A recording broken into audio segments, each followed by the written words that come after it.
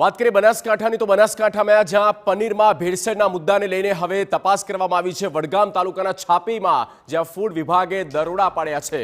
પનીર બનાવવામાં પામોલીન અને food grade acidic એસિડનો ઉપયોગ કરવામાં આવતો હતો। પનીરનો 1,66,000નો 694 કિલો જથ્થો સીઝ કરવામાં આવ્યો। ફૂડ વિભાગે પનીર બનાવવા અને દૂધ ફાડવા માટે વપરાતા ફૂડ ગ્રેડ એસિટિક એસિડ આ કેમિકલનો જથ્થો સીઝ કર્યો છે।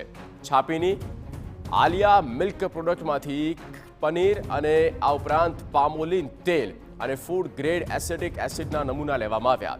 ફૂડ સેફ સ્ટાન્ડર્ડ એક્ટ હેઠળ ફૂડ વિભાગે કાર્યવાહી કરી છે।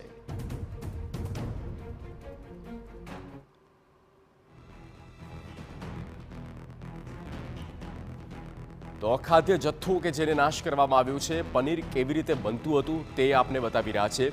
આજે પ્રોસેસિંગ થઈ રહ્યું છે તેમાં ઘણા કેમિકલનો ઉપયોગ કરવામાં આવતો હતો અને ઘણી ભેળસેળ થતી હતી। આ રીતે આરોગ્ય સાથે સામાન્ય જનના સ્વાસ્થ્ય સાથે રીતસર આ ચેડા થઈ રહ્યા છે। સંવાદદાતા અતુલ ત્રિવેદી ફોન લાઈન પર। અતુલ, કોણ છે આ લોકો અને કેટલા સમયથી આ ભેળસેળ કરતા હતા ઓવરઓલ?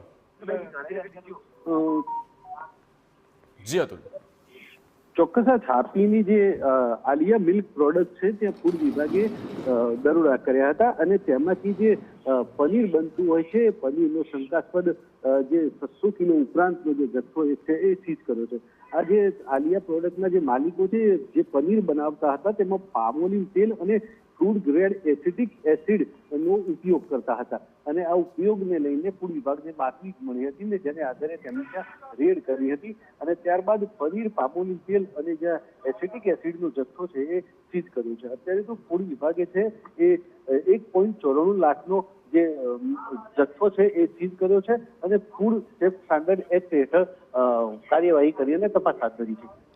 જી અતુલ, આભાર તમામ માહિતી આપવા માટે।